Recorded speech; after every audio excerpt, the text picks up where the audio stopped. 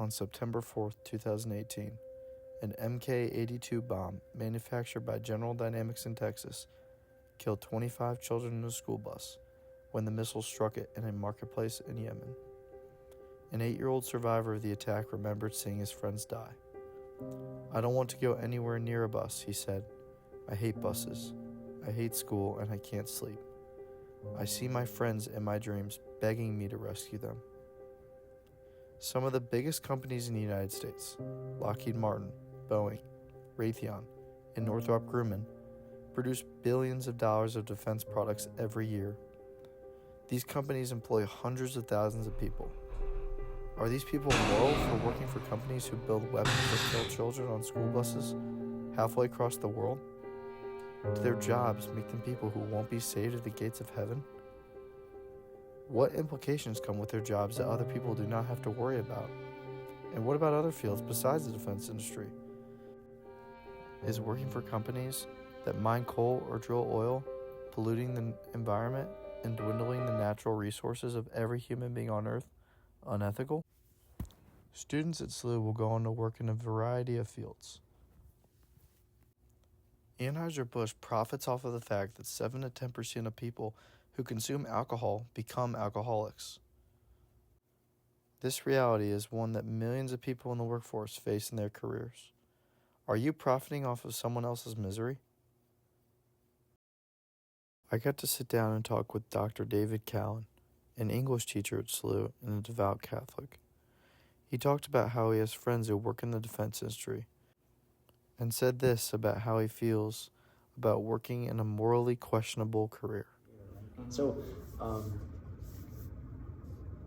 personally, I cannot understand how I can respond to the invitation to follow Jesus and check at the door of my workplace or my career or how I make my money those values and feel like I'm not going to have to answer for that later. Yeah, totally. Thou shalt not kill. I think the church's fundamental teaching is that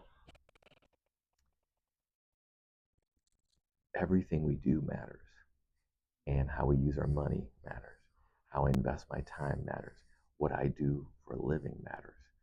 And so it's like, moral to work for a weapons manufacturer. Yeah, I mean, if I could do it, I would avoid it. I would avoid it because I just would not want to be involved in that. That's just me personally. It's a tough one, though I lean toward no. Yeah. There are places that are out of bounds for Christians when it comes to how you make your money, and we should be more open in talking about that as a Christian community, and not letting the fear that some people might get up and walk out happen. Dictate what happens. Movie Oppenheimer, this guy who was so fascinated by the science and the shiny object of nuclear fission, and you can't get that back in the box. And there is a degree to which that's true, right? And it's I don't think that means we Christians need to surrender any involvement in that field. I think it'd be dangerous if Christians got backed out entirely, right? Because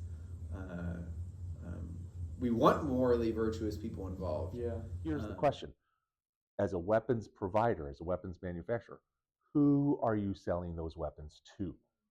And what is the stated purpose of your buyer? So if you're Boeing and you're making fighter jets for the United States so that they can provide peace and security around the world, well, you can make a moral justification for that.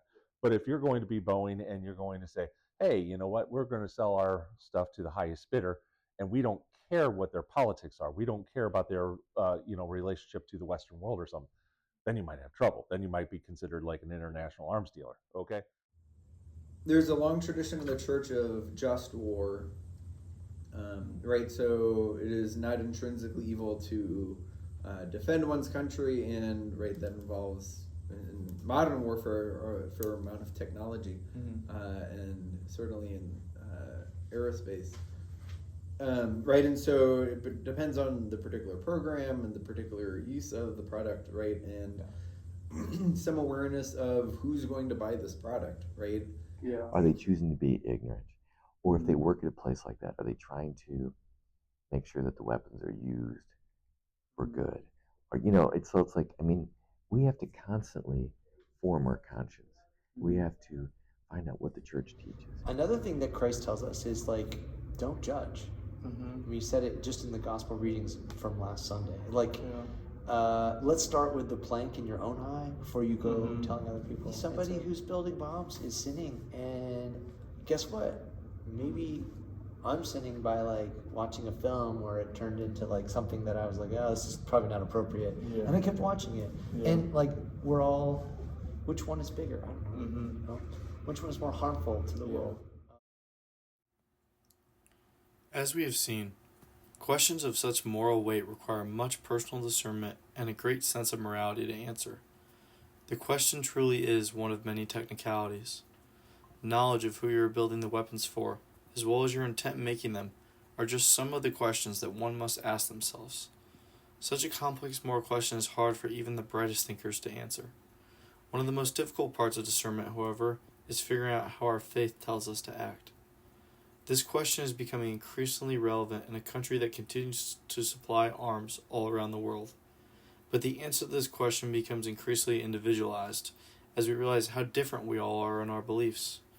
While overall arguments can be made for both sides, discernment and personal opinion ultimately guide our decisions about whether or not to work in these fields.